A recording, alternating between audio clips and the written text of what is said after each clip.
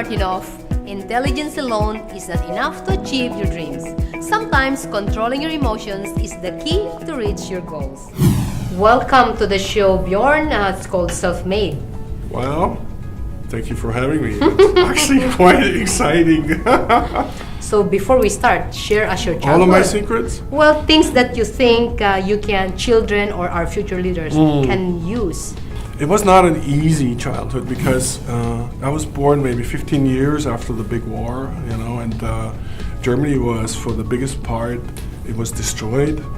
There wasn't much left, and the whole country was really struggling. There's actually a picture, believe it or not, of me when I was 4. I was running around in the streets, and I was going through other people's trash looking for toys, like broken toys. That would be my treasure. So what you remember those times? The families, on both sides, on the mother's side and the father's side, used to be sort of wealthy before the war and then lost everything during the war. One time when I was 2.5, I'm being told I went into the neighbor's refrigerator and stole their butter. So how old are you when you really start thinking about dream job? 8 or 9 or 10, and I wanted to become a pilot. A pilot? Why? Why? Because I love to fly. You said you want to be a pilot. Yeah, I wanted to be a pilot, but what it turned out was very early in my teens, they saw I was very tall, and we became worried that I would be too tall to become a pilot. And so we did some bone testing, did some X-rays, and they said, "Oh, don't worry, you'll fall within the range, just within the range." But when I became 17, it was very clear I wasn't going to fall into the range. I outgrew that, and so I had to look for other things to do. So how will you find ways to educate yourself? I started reading books, and that was very good, but it took me a long time to get through books. But when I got into books on tapes, like audiobooks, right? I went from reading maybe one book every 2 months to reading one book a week and then 2 books a week.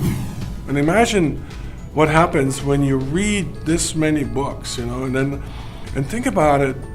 The average book probably contains about 20 years of wisdom, in a person's life before they write a book, right? And if you read one book a week for a year, let's say 50 weeks, you take a few weeks off, then you have 50 times 20, it's 1,000 years experience in 1 year. Imagine That's exciting. That, isn't that exciting? And so if you took this on, it doesn't matter where you are in an organization, right? If you're working yet or not working, or you're high or low, within 1 year you're going to grow more, you're going to know more than even your CEO will. Exactly. If you just learn how to absorb, listen, read. For me, it was the listening part. So that's what changed you. Yeah. Are you a competitive person that time?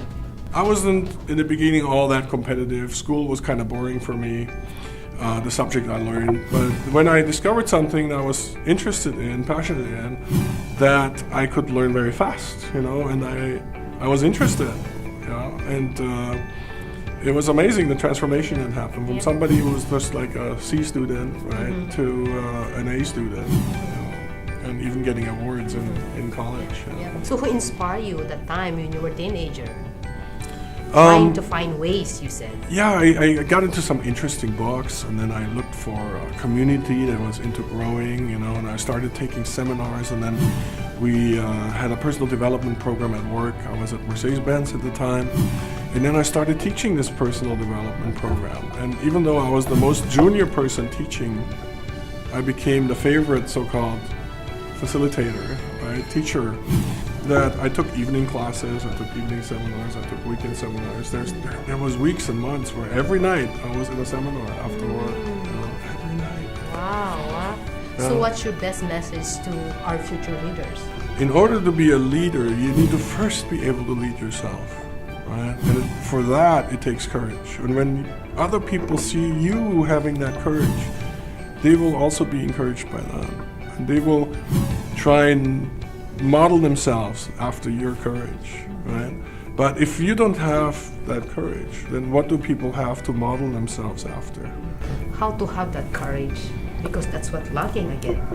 Many times it was also lacking in my life, In the beginning, I was very shy. But how did I do that?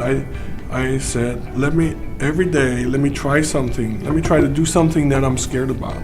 that I'm scared to do. Where this confidence, this courage, could now also be applied everywhere else. You know, and anybody can do that. Anybody who wants to build their courage can.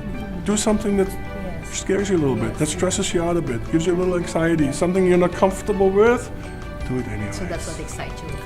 Yeah, help people unleash their full power, because we all have that power in us. We all created in the image and likeness.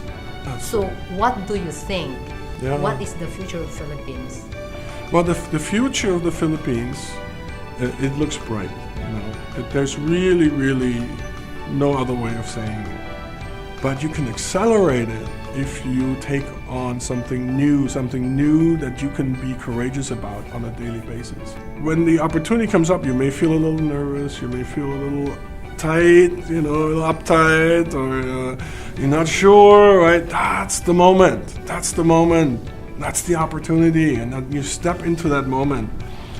And when you do that, your whole confidence zone, right? Yes. It expands. Yes. Yeah. And the more often you do it, the bigger it becomes. Okay, personal question. Yes. Are you happy where you are now? You know, I always strive for more, you know, and so compared to where I was, I'm extremely happy. But compared to what I want to achieve, I believe it's very inspiring in life when we can have a life purpose that's bigger than our lifetime. That takes more than a lifetime to fulfill. So to me, I want to develop great, amazing leaders, you know, and I think Filipinos have the potential to have amazing leaders, you know, because Filipinos love people, and it takes that love to be a great leader. Thank you very much. Oh Thank my you too. God, that's beautiful. Every success has its struggles. Every dream has its trials and tests. Listen to their stories, because if they did it, you can also be called self-made.